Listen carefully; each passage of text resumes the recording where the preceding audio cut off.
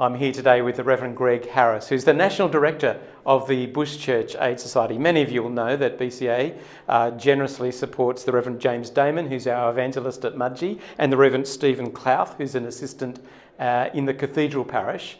And we're so grateful to you, Greg, for that support. But now BCA is going to support us at West Wyalong, in Cowra and Cobar, as long as we can find the right people for those places. What is it about those three towns that BCA thought, yes, we'd love to partner with the diocese for those three places? Well, Mark, it's great to be with you. The short answer is you asked us. Well, I can remember the conversation where I said, tell me, what are the places you would like us to help you with? And these were three names, and you helped us to think through them. BCA actually has a history of Cobar. It was actually one of the very first places we supported almost 100 years ago. So it's actually exciting to go back to that idea, to that place.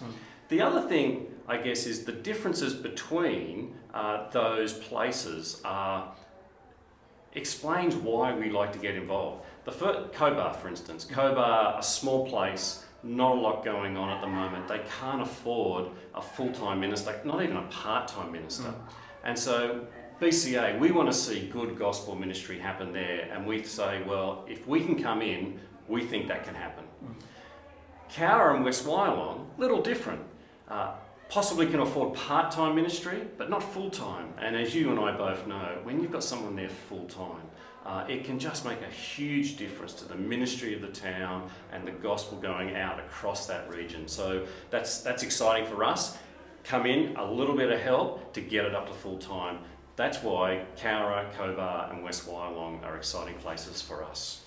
That's so exciting, Greg. I don't think ministry in those three places necessarily would be easy, and yet the whole of the history of BCA is built on ministers who are sacrificial and pioneering and that gritty, get on with it ministry. What would you say to people who might be considering coming to work in those three places? I would say that's exactly right. The person who held my role right at the beginning, a gentleman called S.J. Kirkby, he once said, we don't need pious ninnies, which is a phrase you don't hear very often anymore, but we need people of grace, grit and gumption, and that is still the case. We're looking for people who have grace and grit and gumption to be able to take the good news of Jesus to these places. It won't be easy. It's going to be sacrificial. It's going to mean leaving your support networks, possibly family, whatever. There's going to be a lot of things that are going to be needing to be sacrificed. But the flip side of that is, I want to ask the next question. Does your heart beat faster for the people in those areas, for country people? My heart does. My heart beats faster for people in those rural and regional and remote places. And so with that in mind, I want to pay that price. And I know that throughout the history of BCA, people have been saying the same thing. We want to count the cost to go to these places, knowing it's not going to be easy. And the other thing I would say too is it's going to be an adventure. And in many ways, an adventure that you're never going to experience in, say, some of the coastal areas or particularly in the big cities. You actually become a chaplain to the whole town. You get to share with a whole town in ways that you'll never have that opportunity in the city. So yes, going to places like Cobar and Cowra and West Wyalong and all the other places within your diocese and across Australia, it's not going to be easy. But if your heart beats faster for the country, God is definitely putting that on your heart. And so we're going to say, come and take up the challenge.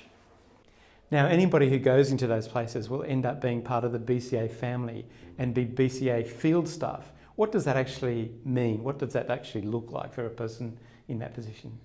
So if someone's BCA field staff, on their side, the responsibilities, the duties, there's a few things we actually ask them to give us a bit of a report every now and then. There's a bit of an ambassador type role for Bush Church Aid. But what it means is they actually then have not only all the resources of you and your diocese behind them, but of also Bush Church Aid. So we're going to be making sure that along with you, we're pastorally caring for them, checking in on them, meeting with them, visiting them.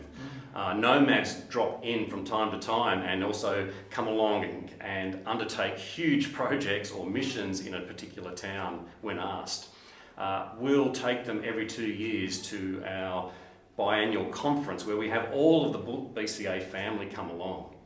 The other thing, and this is the really important one, is they actually are going to have the prayer support that comes from Bush Church Aid supporters.